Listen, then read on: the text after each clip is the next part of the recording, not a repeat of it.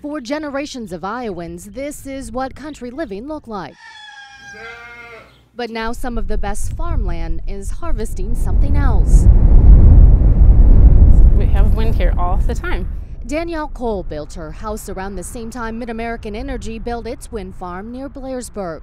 She and most of her neighbors jumped at the chance to get in on the project. It's pretty much a no-brainer. It'd be silly to not have one if you're offered to have one.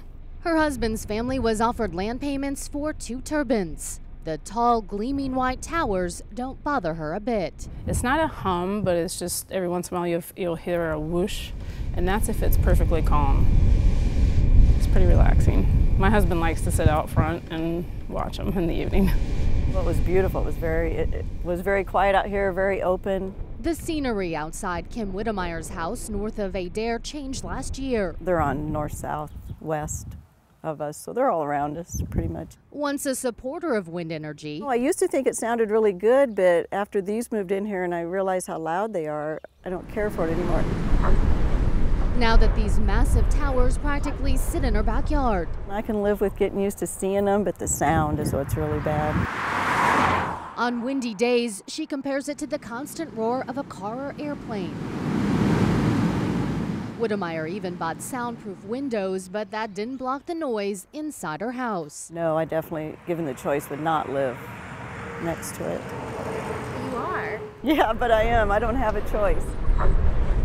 I think they're marvels of modern engineering. You won't find a bigger fan of wind energy in the state than Harold Pryor. He's the founder and executive director of the Iowa Wind Energy Association. What we see wind energy for Iowa as is Iowa's next biggest cash crop. Just like corn, soybeans, and hogs. Right now, about 25% of all power in Iowa comes from wind. If it all stayed here, it would keep the lights on at every 4th home and business. About 360 average-sized homes could be powered for a year with a 1 megawatt turbine. The newer turbines generate anywhere from 1.5 to more than 2 megawatts.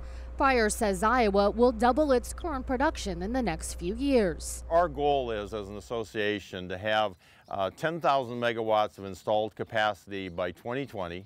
Last week's announcement by MidAmerican is bringing the state closer to that goal. We are going to pursue 1,050 megawatts in addition to the generation capacity that we already have in the state. That could be up to more than 650 wind turbines in the state, depending on how the wind projects map out. Tina Potoff says the utility hasn't scoped out an exact location yet. But as you can see, their more than 1,200 turbines are clustered in the windiest parts of the state.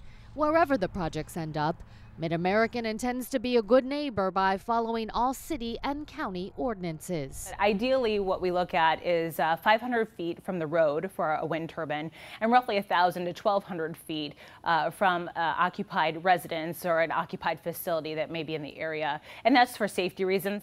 And there's millions of reasons why communities want a wind farm. Everything from counties receiving tax payments from us, landowners receiving additional payments. And Iowa's landowners are receiving anywhere from $6,000 to $10,000 a year in lease payments for each turbine that's on their land each year. It's pretty good money. Ken Karstens lives next to one of the largest wind farms in the state. Once in a while I can hear them over there if the wind's right.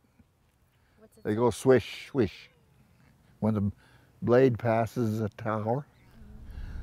Otherwise, you can't hear them. The turbines tower over the town of Messina in every direction, just about as far as the eye can see. But Karstens isn't collecting a dime. Would have been nice to get one. Reggie Wheatley's family didn't just get one, they got 6. Well, if we're going to look at them, we might as well get paid for them. It's good money. Each windmill sits on less than an acre of his family's land near Adair. Yeah, it's farmable land, but it don't take out that much. I mean, we can still farm around them. If they don't want to come this way, it's not going to hurt my feelings any. Bob Walter can just make out the wind farm from his house in Adams County. I don't have any problem with wind farms, I guess. I just don't want them on my place. The 3rd-generation farmer doesn't like the look of them. He would rather harvest more traditional crops and raise livestock. I just, like the idea of just, farming out in the open and not having to, deal with other obstacles in my field. Most of us will never live next to a wind farm. There's not going to be a turbine on every square mile, not on every street corner. Some who do say it's costing them their way of life. You just like the quiet country living, and we don't have that anymore. Yet others welcome the changing landscape of rural Iowa. It's really beautiful at night. The horizon going down. Janae Town, Channel 13 News.